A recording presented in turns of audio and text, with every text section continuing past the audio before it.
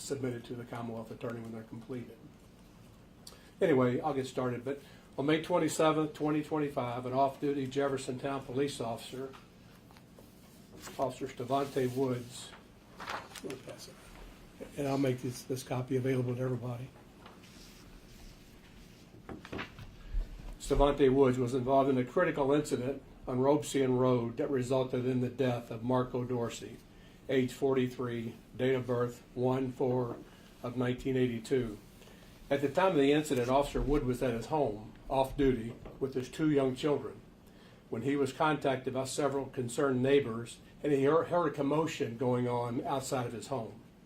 It was reported that a mentally unstable, agitated individual was in the street acting violently toward people and property. The situation quickly accelerated when Dorsey entered Officer Wood's front yard and approached his front door. Out of concern for his children, his home, and the safety of the neighbors, the officer quickly retrieved his firearm and radio before stepping outside in an attempt to de-escalate the situation. He identified himself and issued multiple verbal commands urging Dorsey to stop. Because he was off duty in plain clothes, he was in a t-shirt and shorts. The officer did not have access to his duty belt or holster, leaving him with no safe way to secure his weapon while attempting to manage a volatile, unpredictable encounter. The individual then came toward Officer Stevante's front door where his children were housed. And again, Officer Stevante Wood told him to back up. There was some recording of this that I'm not privy to. The state police has custody of it, where you can hear him saying, Stevante Wood, giving him direction to back up and to get on his knees. And you can hear the guy saying, go ahead and shoot me. I want to die. Go ahead and shoot me. So then they proceeded out into the street, and it was later learned that this gentleman had been attempting to break into houses. There was one house that he had knocked the screen door out of. There were other houses he attempted to get into.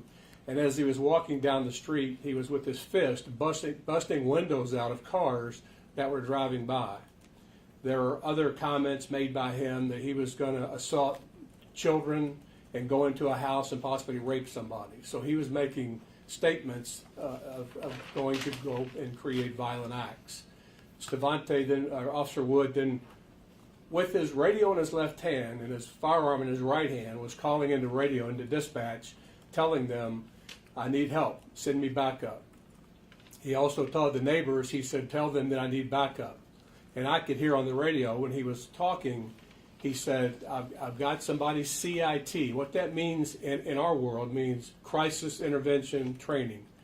Officer Wood had a weeks-long training for CIT, and he kept asking that the officers bring him less lethal weapons, which can be anything from a taser to beanbag rounds and so forth. So he's saying, I've got somebody's CIT, send me backup. I've got him at gunpoint. And as he's doing this, he's got his radio in his left hand, his gun in his right, and he's walking with this guy down the street. The gentleman walking down the street is busting windows out of cars, and Officer Wood is walking between him and the houses that he had attempted to break into. He kept demanding that he surrender, get on his knees. The guy had on no shirt. He had on a pair of blue jeans and a pair of red underwear that were all visible, but no shirt. That's important also because this guy has been described to me, and I saw him there, as an extremely muscular person. So Officer Wood is walking him down the street, calling for backup, asking for less lethal, and at that time, witnesses say he charged Officer Wood. Officer Wood then discharged his weapon, shot several times, and the person fell and died there at the scene. I was asked the other day, did he have a weapon? And I said, I don't know. I didn't know at the time because one witness described that he went like toward his back as if he might have had a weapon. But I think that you've often heard the term suicide by cop. I think that may very well be what we had there. But when he went back for a possible weapon, that's why I said at the time we hadn't disturbed the crime scene. We didn't know if he had a weapon or not. Well, he did not. We did not find a weapon. He was shot multiple times, died on the scene, and that's when the scene was secured. We called for KSP to come in and do the investigation. So several things I've been asked is, why didn't he just de-escalate the situation? Again, keep in mind, he's calling for backup for less lethal. At the whole time, he's asking this guy to surrender. But Officer Wood has on a T-shirt, shorts, no holster, a radio in one hand, a gun in the other, and this guy's coming at him. And that's when he discharged his firearm. So, if it's a very unfortunate situation for everybody involved, but I think Officer Wood did what he thought was appropriate at the time. I'm not going to try to second guess what he did and didn't do.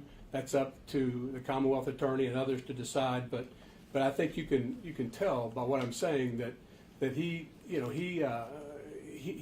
was trying to de-escalate the situation with limited weapon. So with that, I'll just open it up for questions. Do you know how close he got to the officer before he fired? Is he 50 feet away or 5 feet away? How close did he get? Yeah, I don't know the answer to that. I think there's a video there somewhere by a Ring camera that shows this lunging toward him, but I have not seen it. Yeah. Did the officer say he felt in that moment he had to fire, or that he was going to get attacked? Yes, he felt like he was being attacked by this extremely muscular guy, and he felt like he was in danger. The lives of the people living in those houses were in danger, and he had to respond. Did you say that Officer Wood's children were in the house? Yes. While he was approaching? Yeah, he was off duty in his home. He's being called by the neighbor saying, "Call Officer Wood." And then he hears the commotion outside. When he goes to the front door, this guy comes toward his front door. And that's when Officer Wood stepped back, told his kids to hide, grabbed his radio and his gun, and then came back and encountered this guy in the front yard. Was he fearful, do you think, that obviously if this is a muscular and they start struggling, that his weapon gets taken from him? Yeah, that's a great question. And I often say that, people talk about an unarmed individual. They can quickly become armed. Had he been able to take the gun away from Officer Wood, then that would have been terrible for Officer Wood and perhaps the neighbors that were in the area. Again, I'll repeat, he was making statements like, I'm going to stab, or I'm going to cut children, I'm going to break into a house and rape somebody. He had attempted to get into some houses on that road as he's walking down the road. So Officer Wood felt like he had to take action to protect himself and the others in the neighborhood. How close were police? He had made this call for less lethal help. Were they blocks away? Were they still a few minutes away? They were blocks away.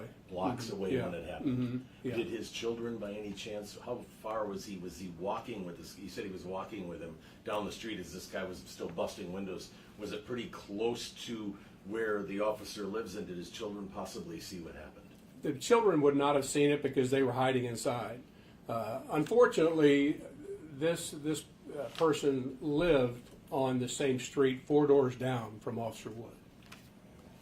Officer Wood's marked J-Town police car was parked in the front yard, and I think it's obvious this guy knew Officer Wood was a police officer. The whole thing first started when this guy and his girlfriend got into an argument. He'd been drinking heavily, and she's trying to follow him down the street in a car, and she later said that she oftentimes was able to talk him down. But she admitted that he was very agitated, acting very strangely, and then she finally just broke it off. And when Officer Wood got up to him, he continued to try to get this guy to surrender, but he refused to do that. But I have no reason to believe that children saw this. He has a criminal record. He aggravated or attempted murder, got out after, I guess, 5 years, maybe 7 if he was in jail for the trial, and so he got out recently. Was he well known to police? No, but he's only been out of the penitentiary since November. Yeah. He was convicted of attempted murder back in 2018, where he was incarcerated. And talking and looking at records, he has spent a lot of his adult life in the penitentiary, and we have been told by the family members that he had a tough time adjusting. When you think of somebody who sounds like is having a mental health episode and thinking of family who might be now mourning the loss of a life, regardless, how having I don't know what training do officers have or the resources that are available to respond to these types of calls? Yeah, you know what? A great question. We train regularly on de-escalation, but again, that's why I try to paint the picture of an off-duty officer trying to protect his children, being called by his neighbors, trying to protect them, with a radio in one hand, a gun in the other, shorts and a t-shirt. You know, you don't have a taser, you don't have OC spray, you don't have an asp. You know, you're going to have to do with what you have. And he had limited resources available to him at the time. But when he came out of that house, and I've been asked, or I've heard people say, well, he's off duty, why did he respond? Because he's being summoned by his neighbors who are afraid for their lives, and he's in fear of his children, and he did the right thing. You know, police officers are never off duty. I mean, you have to be able to respond, and their duty to intervene is there. He did that. If he lived just 4 houses down, did the officer know Dorsey, know of him, had seen him walking, maybe conversed with him, or did he know if he had any mental episodes? We'd heard about some people, maybe a couple people in the neighborhood that kind of walk around and approach people when they're in their cars. And great question, Scott, but I'm not sure. I haven't heard that he knew him, but I can't say with certainty. But if you come off of Billtown Road, this guy lived just off of Billtown Road at 10007 Billtown. Officer Wood lived 4 doors down, further west on Ropesian. But the people in the neighborhood were so concerned that they're calling Officer Wood, having him to come and help. And he's saying, call for backup. He's telling them, call for backup. He's on the radio calling for backup. And I was actually listening to it in my office. I heard the calls come out. And it's not very far from here, so we all responded. But by the time we got there, it had already happened. Will he remain on paid administrative leave through the KSP investigation? Yes, he's on paid administrative leave during this investigation. Has he said anything to you as the chief, just about, wow, I wish, I could have had a different outcome, but I had no choice? I haven't talked to him. Okay. Yeah. The state police interviewed him, as they did other witnesses. Our detectives are working in concert with the Kentucky State Police, trying to find out as much as we can. Do you know how much time passed from when he approached the officer's house and he went and grabbed to he walks down the street, with him, and then the guy comes at him? Is that a 30 seconds? Is it 5 minutes? How long did this? I would say it was minutes. Minutes. Couple minutes. Maybe 5 minutes. Mm-hmm. Again, because I'm listening to him calling for help. Yep. In my office, and I jumped in my car. By the time I got, and that's not very far from here. By the time I got there, shots had already been fired. How crucial is the ring cameras in the area of maybe put piecing this together since he wasn't wearing a body camera? Yeah, they're very helpful. And I'll address the body camera. Obviously, he's off duty, doesn't have a body camera, but we're getting ring cameras from the neighbors. It depicts a lot of it. But the state police is in possession of that.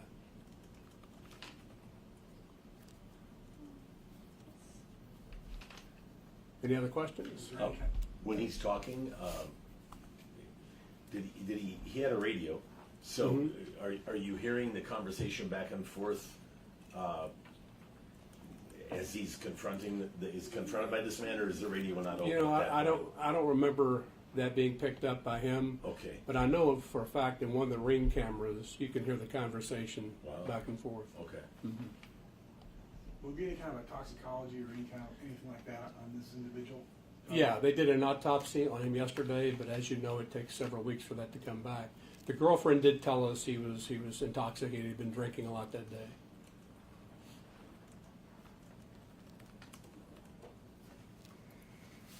No other run-ins with him by Jeffersontown Police since he's been released? Not that I'm aware of, but like I said, he's only been out since November. Yeah. And to my knowledge, there have not been any other runs made on him or that address. Okay, thank you. Thank you. And can we get the spelling, I got the picture there, the spelling of the officer? Sure. Stevante, S-T-E, kind of paperwork, Chris. Is it E-V-A-N-T-E or? It's S-T-E-V-O-N-T-E, Wood, W-O-O-D. And how long has he been with? He's been with us for about 2 years, but he was with Mind if I do a Louisville quick- Metro Police before that. For how long there? Do you I know? don't remember, I don't know. How old is the officer? I don't have that either. Okay. Did you say you're going to email us these, or a picture? Yeah, Chris is going to actually send that to you electronically. Okay. And also, I'll go ahead and hand this out, but this is what I was trying to read from. It wasn't doing a very good job of it because I'm missing the second page. But anyway, there's some information for everybody. And I'll attach that to the email as well. Yeah, that'll be When do we attached to send you. it out? Just in case, so you guys go back and I'll